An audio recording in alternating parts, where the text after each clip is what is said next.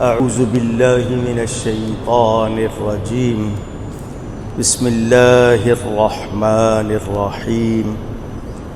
إنما يريد الله ليذهب عنكم الرجس أهل البيت ويطهركم تطہیرا. صدق اللہ العلی العظیم. محبت کے ساتھ ایک مرتبہ دروشی پڑھ لیجیے. اللہم صلی علی سیدنا و مولانا محمد معدن الجود والکرم وآلہ وصحبہ وبارک وسلم. الصلاة والسلام علیک یا رسول اللہ. الصلاة والسلام علیک یا حبیب اللہ. الصلاة والسلام علیک یا رحمة للعالمین وعلى آلک واصحابک یا شفیع المذنبین. آج سورہ یاسین تک تلاوت ہوئی ہے. 70ویں تراویح ادا کی گئی ہے. 2-3 باتیں آپ بھی سنیں گے اور انٹرنیٹ کے ذریعے جو لوگ گھروں میں یا باہر دیکھ رہے ہیں وہ بھی سنیں گے. اللہ تعالیٰ نے اپنے نبی پاک صلی اللہ علیہ وآلہ وسلم کو فرمایا کہ اپنی بیویوں کو بتا دیں، فرما دیں کہ اگر وہ دنیا چاہتی ہیں، دنیا کا مال چاہتی ہیں، دنیا کی زینت چاہتی ہیں تو بتا دیں، تو میں انہیں دنیا کا سامان دے کر چھوڑ دوں گا. اور اگر وہ اللہ کو، اس کے رسول کو اور آخرت کو چاہتی ہیں تو پھر ان سے وعدہ ہے کہ انہیں بہت زیادہ اجر ملے گا. ان تمام عورتوں نے یہی کہا کہ ہم اللہ اور اس کے رسول کو چاہتے ہیں، دنیا کو نہیں چاہتے. لیکن یہاں سے ہمیں جو بات پتہ چلی وہ یہ کہ نبی پاک صلی اللہ علیہ وآلہ وسلم سے ان کی بیویوں کو جب یہ کہلوایا گیا تو اس سے پتہ چلا کہ جو عورتیں نکاح میں آتی ہیں مومنوں کے ساتھ، ان کو اللہ اور اس کا رسول زیادہ پیارا ہونا چاہیے اور ایمان کی قدر ہونی چاہیے اور آخرت کا انتظام ہونا چاہیے. میں تھوڑی سی باتیں کروں گا، زیادہ نہیں. اگلی آیت ہے یا نساء النبی لستن کاحد من النساء. اے نبی کی عورتوں، تم دوسری عورتوں کی طرح نہیں ہو، کوئی اور عورت تمہاری طرح نہیں. کیوں کہ تم نبی کی بیویاں بن گئیں. تو جب نبی کی بیویاں بننے سے نبی کی بیویاں عام عورتوں کی طرح نہیں تو یہ شرف نبی کی وجہ سے ملا. تو نبی عام لوگوں جیسا کیسے ہو سکتا ہے؟ نبی کی شان سب سے بلند ہے. یہ بھی آپ نے سن لیا. اللہ تعالی خود ارشاد فرماتا ہے اے نبی کے گھر والوں، اللہ یہی چاہتا ہے کہ تم سے ہر قسم کی ناپاکی کو دور رکھے اور تمہیں پاک رکھے جیسا کہ حق ہے پاک رکھنے کا. تو یہ اہل بیت سے مراد گھر والے، نبی کی بیویاں، نبی کی اولاد، نبی کے گھر والے، یہ اللہ کی عطا سے امت میں ممتاز ہیں. امت میں ممتاز ہیں، زیادہ درجے والے. یہ معصوم نہیں ہو گئے، نبیوں کی طرح، فرشتوں کی طرح معصوم نہیں، لیکن کس درجہ کے محفوظ ہیں یہ اللہ نے ان کو شان عطا فرمائی ہے. تو ہم نبی کے گھر والوں کے بارے میں کوئی بھی ہلکی بات نہیں کریں. میں نے یہاں آپ کو 2 مسئلے سنانے ہیں، دھیان سے سن لیں. چونکہ میں نے مسلسل درس نہیں دیا، 3 دن درس ہوا، بیچ میں ناغے بھی ہوئے. واقعہ افک، الف کاف، افک قرآن میں ہے. یہ واقعہ میں اس لیے بیان کرتا ہوں کہ آپ کے ذہنوں میں گند ڈالا جاتا ہے وہ صاف ہو جائے، اگر کسی کو شک ہے تو دور ہو جائے۔ نبی کریم صلی اللہ علیہ وسلم جب کبھی سفر پر جاتے تھے تو قرعہ ڈالتے تھے، جس بیوی کا نام نکلتا تھا اس کو سفر میں ساتھ رکھتے تھے۔ اس کے بہت سے فائدے تھے، بہت سی اس کی آگے حکمتیں تھیں، میں اس کی تفصیل میں جاؤں تو تقریر ہو جائے گی پوری۔ تو اکثر امہات کو معلوم تھا، ہماری ماؤں کو، کہ حضور صلی اللہ علیہ وسلم حضرت عائشہ کو زیادہ پسند کرتے ہیں، تو وہ اپنی باری قربان کر دیتی تھی۔ طریقہ یہ تھا کہ سفر میں ایک شخص کو آگے رکھا جاتا تھا، 2 میل 3 میل آگے رہتا تھا، تاکہ آگے کوئی واقعہ ہونے والا ہو تو فوراً خبر کرے۔ ایک آدمی 2-3 میل پیچھے رکھا جاتا تھا، تاکہ پیچھے کی طرف سے یا کوئی چیز گر جائے، رہ جائے تو وہ۔ ایک جگہ قافلہ ٹھہرا، ام المومنین حضرت عائشہ صدیقہ اپنے کجاوے میں سے، جو اونٹ کے اوپر محمل بنایا جاتا ہے، اس سے نکلی، وہ حاجت رفع کرنے گئی تھی، اتنے میں قافلہ روانہ ہو گیا۔ صحابہ نے وہ کجاوا اٹھا کر اونٹ پہ رکھ دیا۔ مومنوں کی ماں کا کوئی وزن وغیرہ زیادہ نہیں تھا، انہیں پتہ نہیں چلا، انہوں نے رکھ دیا، قافلہ روانہ ہو گیا۔ حضرت سیدہ جب واپس تشریف لائیں تو قافلہ جا چکا تھا، وہ وہیں بیٹھ گئیں، پردے میں تھیں۔ حضرت صفوان جو پیچھے تھے، جب وہ آئے انہوں نے دیکھا تو ام المومنین کو دیکھا، انہوں نے اپنی سواری پیش کر دی، وہ اس پہ سوار ہو گئیں، اور بعد میں آ کر قافلے سے ان کی ملاقات ہو گئی۔ منافق جن کے لبوں پر کلمہ ایمان کے دل میں ایمان نہیں تھا، ہپوکریٹ، ان کو موقع مل گیا، انہوں نے مومنوں کی ماں حضرت عائشہ صدیقہ کے بارے میں بری باتیں کرنا شروع کر دیں۔ اس کو واقعہ افک کہتے ہیں، قرآن میں یہ بیان ہوا، سورہ نور پڑھ لیجئے گا 18ویں پارے میں۔ انہوں نے طرح طرح کی باتیں کرنا شروع کر دی۔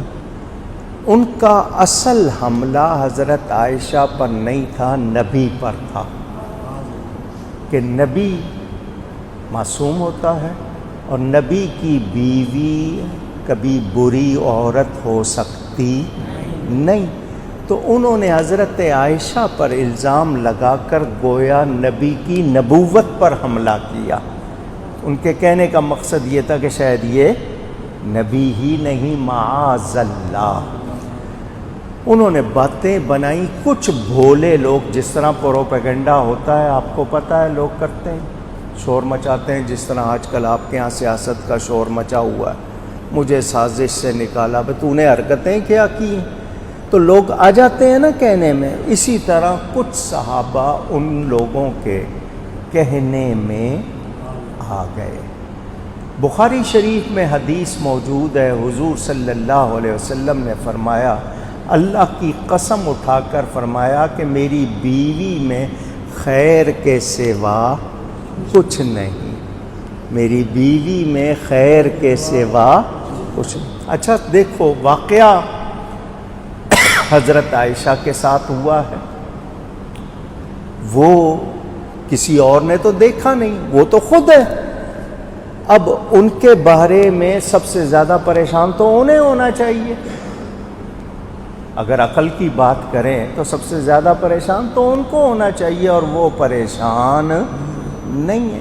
اور حضور نے صحابہ کا اجلاس بلایا، یہ مومنوں کا بڑا سخت امتحان تھا۔ فرمایا تم لوگ کیا کہتے ہو؟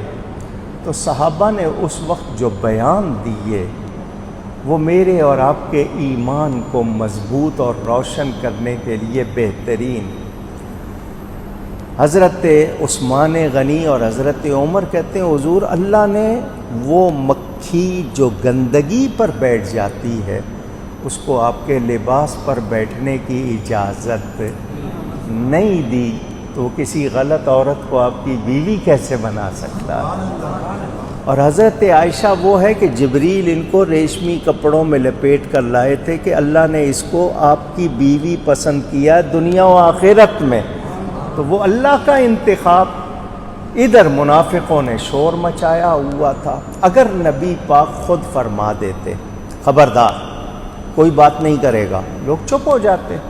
ہو سکتا ہے اندر ان کے دل میں کھٹک رہتی، کوئی خلش رہتی یا کوئی میل رہتی، منہ سے نہ بولتے لیکن اندر مطمئن نہ ہوتے، اور پھر امت میں یہ سلسلہ آگے چل نکلتا۔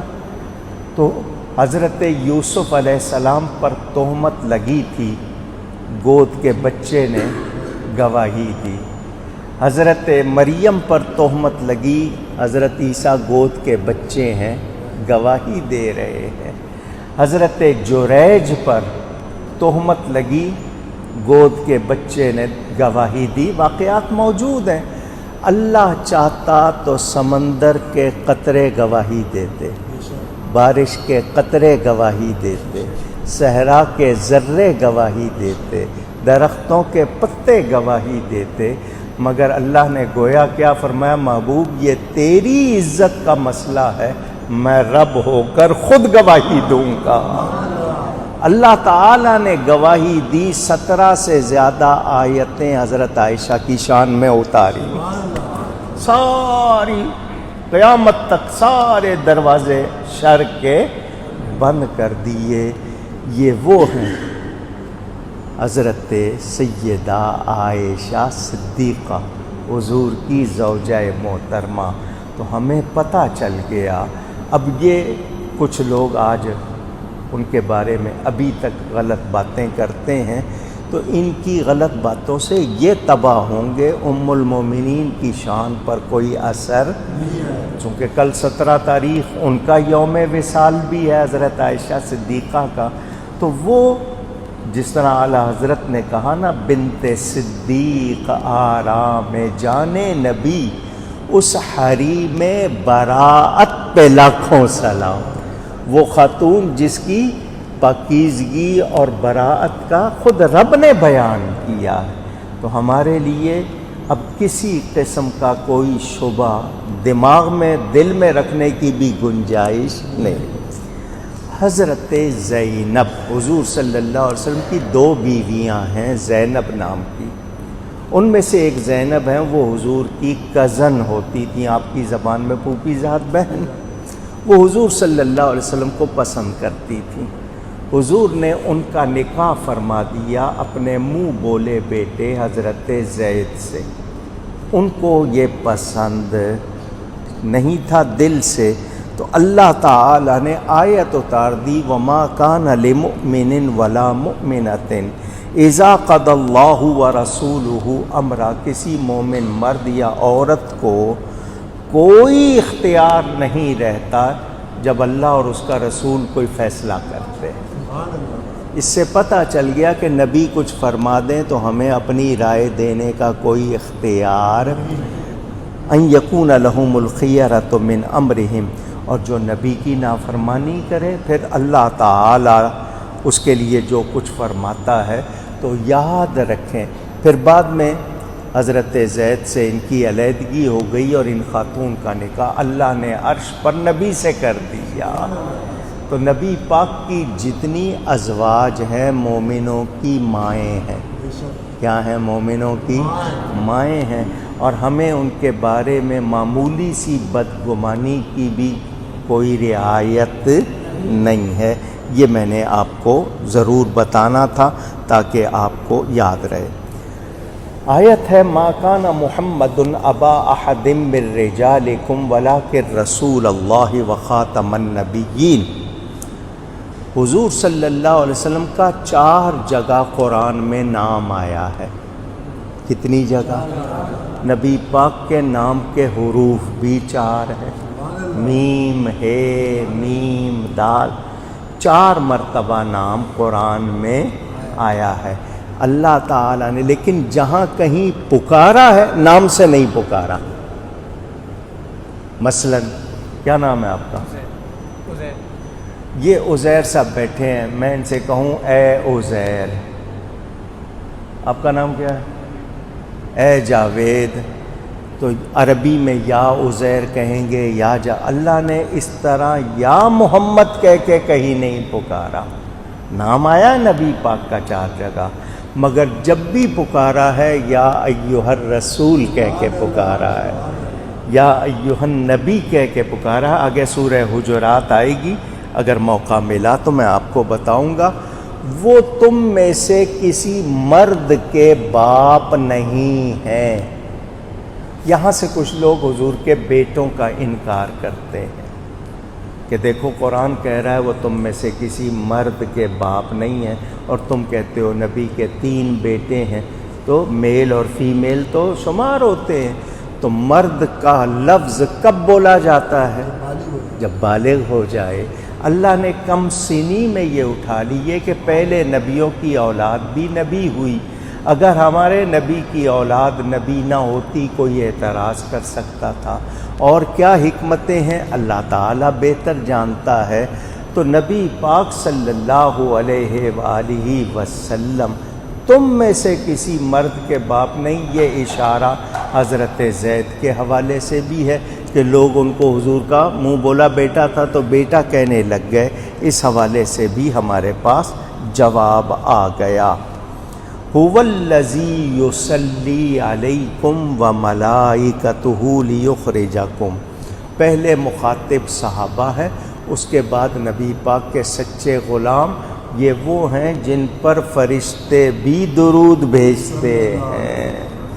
نبی پاک کے صحابہ غلاموں پر بھی اس کا بھی بیان ہے. نبی پاک کی شان یہ آیت یہاں بھی لکھی ہوئی ہے، یا ایھا النبی انا ارسلناک شاہدا ومبشرا ونذیرا وداعیا الی اللہ باذنہ وسراجا منیرا. کہ نبی کہتے ہیں غیب کی خبریں دینے والے. ارسلنا کو حضور کو بھیجا، رسول ہے. شاہد ہیں، شاہد کے معنی حاضر و ناظر. مبشر کے معنی خوشخبری دینے والا. نذیر کے معنی اللہ سے ڈرانے والا. وداعیا الی اللہ باذنہ، اللہ کے حکم سے اللہ کی طرف بلانے والا. وسراجا منیرا، اور چمکا دینے والا آفتاب. دیکھو اللہ ذکر فرماتا ہے نبی کا تو کیسے پیارے انداز میں. تو پتہ چلا حضور پاک صلی اللہ علیہ وسلم کا جب بھی ذکر کیا جائے تو ان کی شان بیان کی جائے، اچھے اچھے الفاظ چنے جائیں. ہم لوگ شاید یہ سمجھتے ہیں کہ نہیں، صرف ایسے ہی سرسری نام لے دینا تو ان کو پورا پروٹوکول دینا ہوگا. یہ آپ نے سمجھ لینا ہے. آج کل سائنس آپ کو کزنز آپس میں کہتے ہیں شادیاں نہ کرو. خالہ، چچا، پھوپھی، ماموں کی اولاد. اللہ تعالیٰ وہ سارے رشتے بیان فرما رہا ہے کہ ان سے تمہاری شادیاں ہو سکتی ہے. تو ہم قرآن کو مانیں یا سائنس کو مانیں؟ اونچی قرآن کو مانیں. اللہ تعالیٰ نے حکم دیا ہے نبی کے گھر میں بے دھڑک داخل نہیں ہو جانا جب تک اجازت نہ لے لو. اللہ خود نبی کے بارگاہ کے آداب سکھا رہا ہے. ایک دعوت ہوئی، صحابہ بیٹھے رہے. جس طرح ہوتا ہے نا، آپ لوگ چلے جائیں کسی دعوت میں، الگ الگ گروپ بنا کے بیٹھ جاتے ہیں، باتیں کرنے لگ جاتے ہیں. صحابہ بیٹھے، باتیں ہو، اللہ کو پسند نہیں آیا. اللہ فرماتا فَإِذَا طَعِمْتُمْ فَانْتَشِرُوا. یہ جو آپس میں بیٹھ کے باتیں کر رہے ہو، کھانا کھا لیا نا، اب جاؤ. نبی کو تنگ نہ کرو، نبی کو تکلیف نہ. اسی طرح جب کسی نے پوچھنا ہے نبی کے گھر والوں سے کوئی بات کرنی، پردے میں کرنی ہے. یہ ہمیں سکھایا گیا کہ عورتوں سے بات کرنے کا طریقہ بھی کیا ہے، قرآن نے اس کو بھی بیان کیا. یہ آیت درود و سلام، ان اللہ و ملائکتہ یصلون علی النبی، بے شک اللہ تعالیٰ اور اس کے فرشتے درود بھیجتے ہیں غیب بتانے والے پر. نبی کے معنی کیا ہے؟ غیب بتانے والا. یا ایھا الذین آمنوا صلوا علیہ وسلموا تسلیما، اے ایمان والو تم بھی ان پر درود بھیجو اور خوب سلام بھیجو۔ اللہم صلی وسلم وبارک علیہ۔ ہمیں حکم دیا گیا، یہ آیت درود و سلام میرے نبی کی شان کی واضح دلیل ہے۔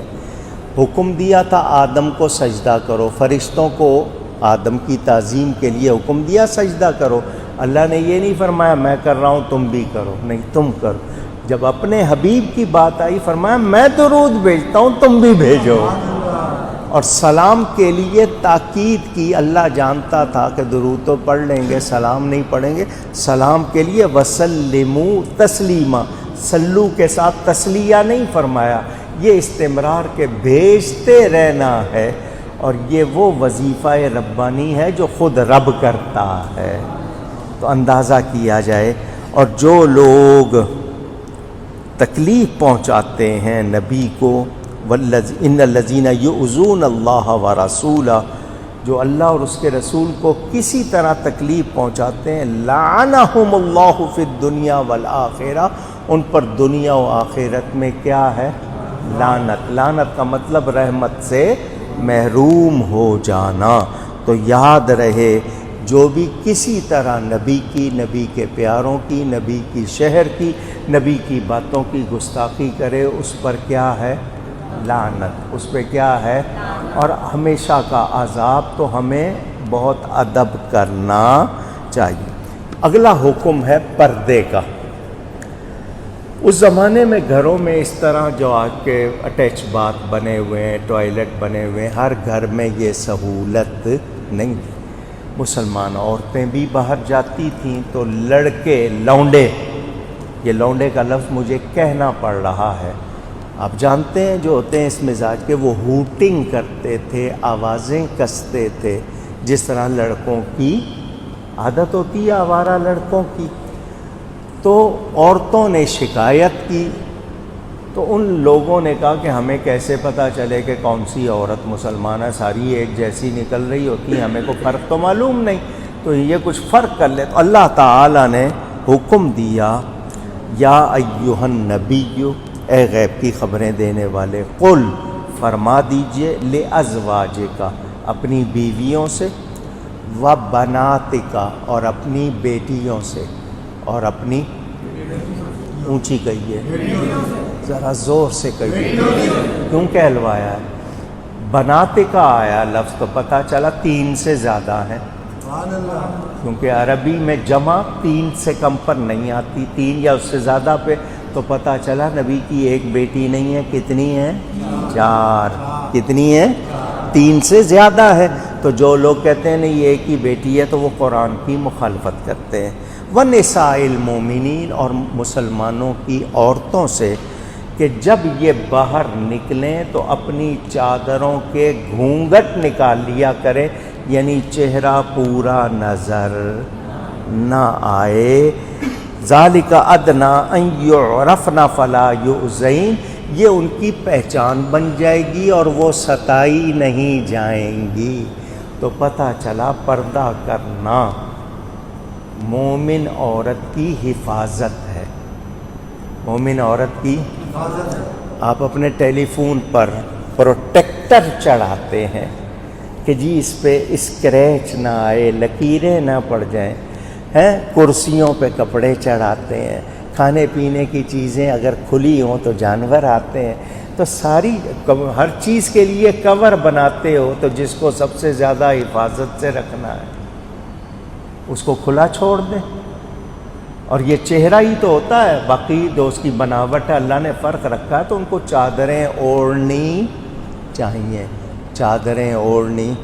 جو عورت پردہ نہیں کرتی اپنی عزت نہیں کرواتی، اپنی عزت نہیں کرواتی، بلا ضرورت باہر نکلتی ہے تو اپنی عزت نہیں کرواتی۔ تو یہ حکم قرآن میں موجود ہے۔ آج کچھ لوگ آپ کو کہتے ہیں کہ نہیں جی ایسی کوئی بات نہیں ہے، تو ان سے کہیں کہ رب نے بنایا ہے، اب ماسک لگاؤ۔ جو سارے منع کرتے تھے، بہت سے ملکوں میں یورو، یعنی ان کی کرنسی یہاں کے حساب سے 15 20 25 ہزار روپے اگر کوئی نقاب پہنے گی تو اس کو اتنا جرمانہ. اب کورونا آیا تو پہنایا انہوں نے یا نہیں پہنایا؟ پوچھ رہا ہوں آپ سے. ڈینگی بخار آیا تو اپنا پورا جسم ڈھانکو، ورنہ سلیو لیس بغیر بازو کے جناب لباس ہیں. تو مچھر کے ڈر سے پورا لباس، کورونا کے ڈر سے منہ ڈھانک لو، اللہ کے حکم سے نہ ڈھانکنا. کیسی باتیں ہیں آپ کے سامنے. میں نے صرف آپ کو سمجھانے کے لیے بتایا ہے. ہم لوگوں کو سوچنا چاہیے. ہم لوگوں کو منع کیا ٹیڑھی باتیں نہیں کرو، جب بھی بات کرو صاف اور ستھری بات کرو. یہ جو ہیر پھیر والی باتیں ہوتی ہیں یہ اچھی نہیں ہوتی. صاف کلام کرنا چاہیے. وَقُولُوا قَوْلًا سَدِيدًا حکم دیا گیا ہے تو ہمیں اس کو سمجھنا چاہیے. اگر ہم کوشش کریں تو واقعی ہمارے لیے بھلائی ہے. نہیں سمجھیں گے تو وقت گزر جائے گا، پھر قبر میں کون آئے گا آپ کا ساتھ دینے، پھر حشر میں کون آئے گا ساتھ دینے. تو ان غلط لوگوں کے کہنے میں آنا نہیں. قرآن حدیث کا جو بھی حکم ہے ہمارے فائدے کے لیے ہے. ہمارے اچھا جی. اب میں نے جو آپ کو ایک بات اور بتانی ہے وہ یہ کہ ہم لوگ بہت سے کبھی کبھی دوسروں کے کہنے میں آ کر شک میں پڑ جاتے ہیں. ہماری کوئی نیکی ضائع نہیں ہوتی، ہاں ہم خود ضائع کر دیتے ہیں. مگر اللہ کے ہاں ہم ہو سکتا ہے 1 روپیہ دیا ہے کسی کو، مسجد میں دیا ہے، فقیر کو دیا ہے، بیکاری کو دیا ہے، کسی کی مدد کی ہے. ہم ہو سکتا ہے بھول جائیں، وہاں ریکارڈ رہے گا، وہاں سے کوئی اس کو ہٹا سکتا نہیں. تو آپ جب بھی نیکی کریں اللہ کے لیے کریں. کس کے لیے کریں؟ تو جب آپ کریں گے آپ کو یاد رہے نہ رہے اللہ کے ریکارڈ میں وہ محفوظ رہے گی، اور آپ کو اس کا اجر جب ملے گا تو آپ حیران ہو جائیں گے اور آپ کہیں گے کاش مجھے دنیا میں اجر نہیں ملتا، آخرت میں ہی ملتا، کیونکہ وہاں پر جو کچھ ہوگا وہ آپ کے سامنے.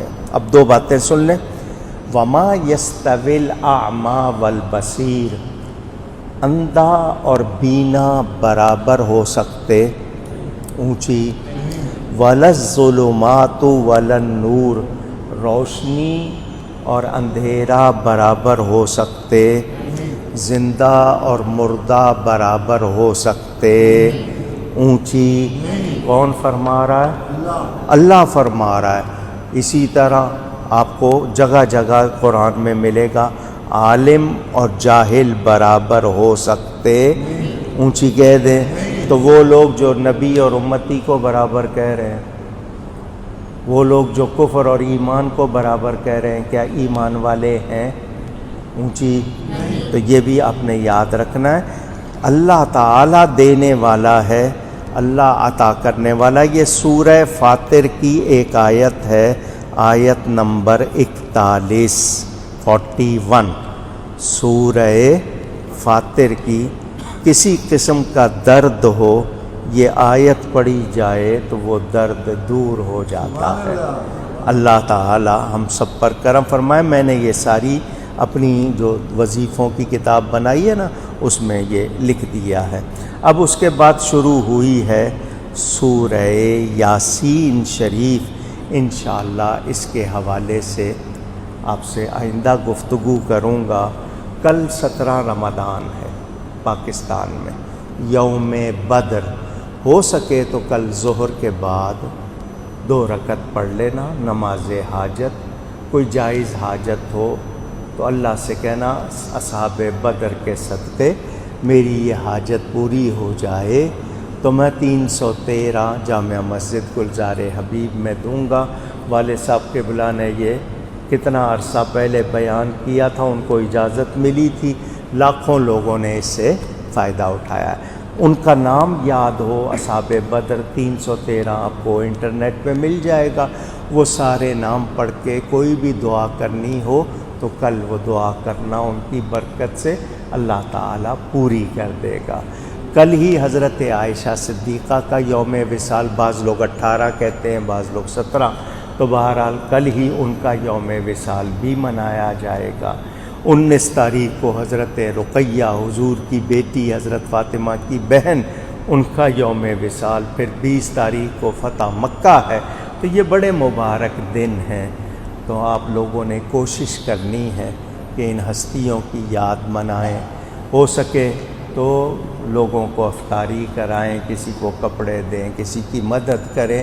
یہ ہمدردی کا، بھلائی کا مہینہ ہے، چند دن رہ گئے ہیں، جتنے گزر گئے اللہ تعالی ہم سب پر کرم فرمائے۔ گفتگو میں کوئی غلطی ہوئی ہو، اللہ تعالیٰ اور اس کے رسول صلی اللہ علیہ وسلم کی بارگاہ میں توبہ کرتا ہوں۔ آمین یا ارحم الراحمین۔